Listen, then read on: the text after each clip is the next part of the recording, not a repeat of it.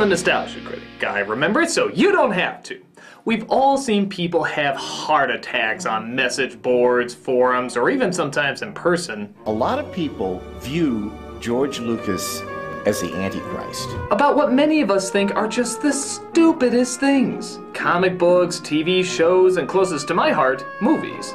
People throw insults back and forth, they scream and yell. Even some of the world's most famous critics got in battles over images and sounds projected on a screen. I thought this movie was awful. Oh, no, Roger. Dreadful. Oh, Roger. Painful. Roger, this is bad. What happened to your sense of humor? We can't talk about it. Can't talk about it. So, why do we get so emotional over fictional media? Why do we get so invested in something we know doesn't exist? And on top of that, should we?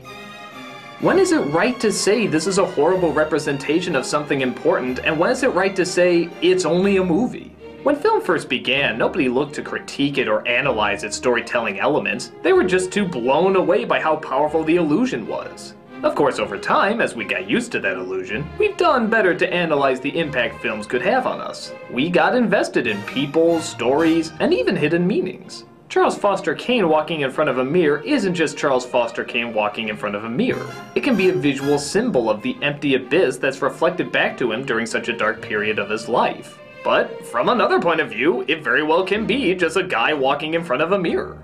That's what makes film such a great art form. It can be both. Film can be whatever you want it to be. With that said though, is it really worth getting so angry over someone's fictional portrayal of something? When you get down to it, it's not hurting you. As good as 3D has gotten, it's yet to actually leap out of the screen and beat the shit out of you. But, of all characters, Ebenezer Scrooge from the George C. Scott version of Christmas Carol brings up this interesting rebuttal. But not a real child to talk to. Not a living person. Robinson Crusoe, not real. And Friday, and the parrot, with green body and yellow tail, not real. And that's very true. The pen can be mightier than the sword. Stories can change our minds and shape who we are. In a bizarre way, we see much more truth in fiction than we do in reality. It takes our lives, which have no writers, and tries to give great understanding and even purpose to them. And that's something to greatly admire and learn from. But when is the line between fiction and reality too blurred? When does a character become too real? Sure, people dress up like famous fictional icons and even make up worlds to visit, play, and pretend in, but they still come back to reality. What about those who let the illusion consume them?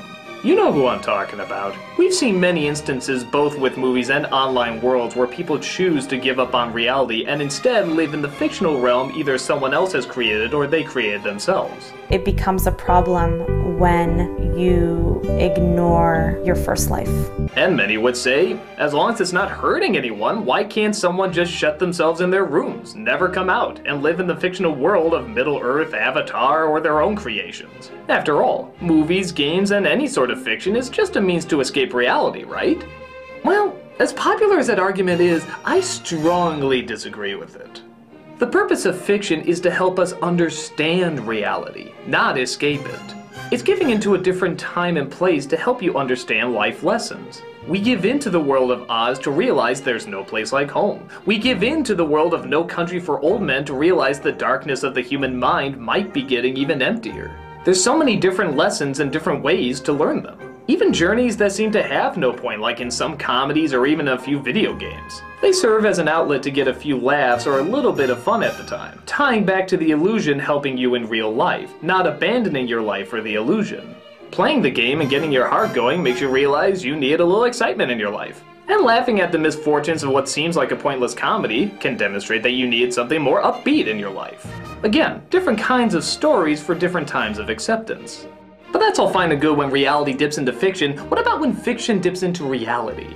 What about when it's trying to tell a true story, representing a person or people that really existed? Tombstone, the story of Wyatt Earp, I think is an awesome movie, but even I know it's highly romanticized and made up quite a few things to make the story more entertaining.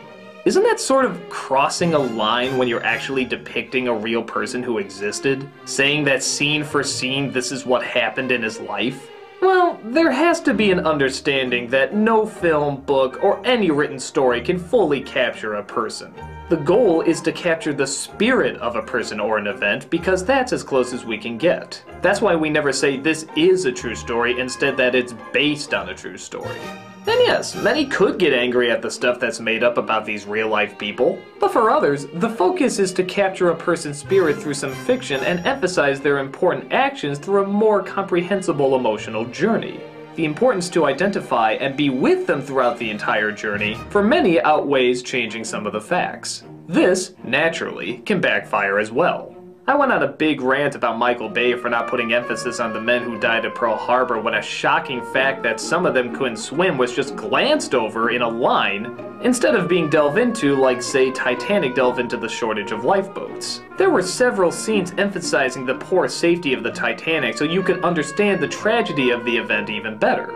In Pearl Harbor, it's tossed to the side so they can focus more on the love triangle taking place with the fictional characters that doesn't even take place on Pearl Harbor. This seemed disrespectful because the fictional characters in Titanic seem to help the emotional connection with what the people went through during that event. You remember so many of the real human beings that were on the ship, seeing them through the eyes of the fictional characters that you almost feel you become.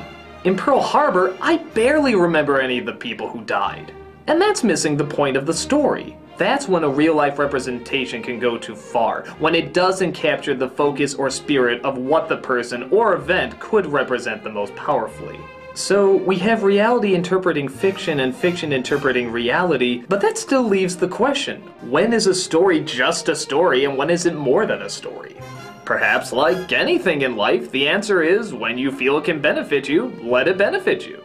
And when you feel what you're watching is nonsense, just let it be nonsense. Yes, we've seen many stories that we loved be butchered over time, but that doesn't mean the strength of the original story isn't there. That doesn't mean you can't let it impact you for the best. Just let sink in what you think is the most important out of fiction. And that's what it's there for. And yes, it is good to analyze why a story didn't work, as it helps us understand and appreciate why good stories do.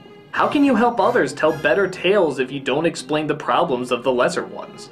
And yes, sometimes people can go a bit too far. You son of a... But the more we show our passion for it, the more we show how much it means to us. And if something means so much to another person, let it mean so much to them. Don't force your opinion, offer it. Don't demand your voice be heard, share it. Movies can be so powerful if we let them affect us in the right way.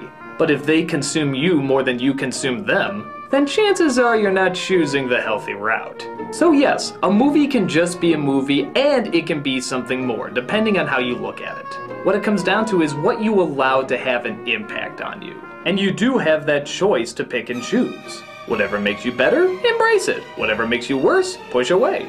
It's like the song goes. You're wondering how he eats and breathes and other science facts.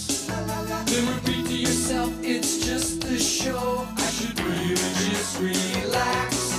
It's a give and take, trial and error process that can leave you with the most fulfilling feeling every time you take a trip to the movies. Sometimes it's worth just leaving it as background noise, but other times it's worth allowing it to leave its impact in the best way you didn't even know possible. That's a wrap. Unless I don't think it's good, in which case it's crap. I'm the Nostalgia Critic, I remember it so you don't have to.